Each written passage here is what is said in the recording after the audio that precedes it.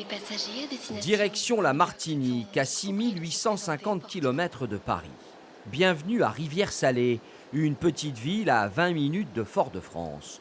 Au beau milieu de la végétation, on tombe sur ce bâtiment futuriste en forme de bateau. Et on remarque sur le toit la présence de nombreux panneaux photovoltaïques.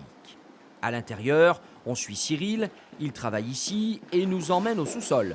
Grâce à l'énergie solaire, le bâtiment est quasiment autosuffisant en électricité. On consomme ce qu'on produit.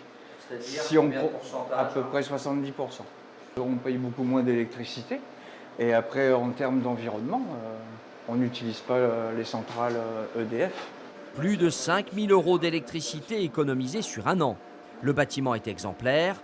À l'extérieur, sur le parking des salariés, on trouve des bornes comme celle-là. Sur une dizaine de véhicules, on en a un 100% électrique et 3 hybrides. Le bâtiment a été conçu et imaginé par l'ancien directeur de l'entreprise, Suprime Nuisible, spécialiste de la lutte contre les termites. Après le décès brutal de ce dernier, c'est son épouse qui a repris les rênes de l'entreprise. Mon mari était un humaniste et très soucieux du bien-être des salariés. Donc il a aussi construit ce bâtiment dans cet esprit-là.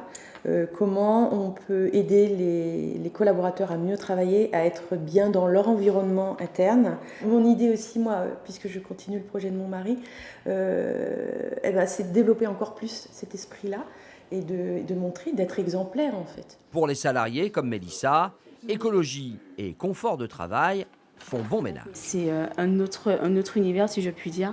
Donc c'est vraiment agréable de venir travailler ici, on est bien. En plus, on est tous ensemble dans l'open space, donc c'est vraiment bien, on communique assez bien. L'orientation du bâtiment par rapport au soleil est aussi optimisée pour limiter l'utilisation de la climatisation, par exemple. L'eau de pluie est aussi récupérée pour le lavage des véhicules. Le projet, né en 2018, a été accompagné par le programme territorial de l'énergie. Les acteurs locaux de l'énergie se sont mobilisés dans ce sens, que ce soit la collectivité territoriale ou l'ADEME. Nous avons aujourd'hui des dispositifs d'accompagnement technique très en amont des projets pour être certain que les projets soient pertinents, répondent aux objectifs du porteur et ensuite faire la bascule vers l'investissement. Tout l'enjeu est là et la collectivité territoriale comme l'ADEME ont des financements dédiés. Chaque année, l'ADEME reçoit plus d'une centaine de projets qui ont pour philosophie de mieux protéger la planète.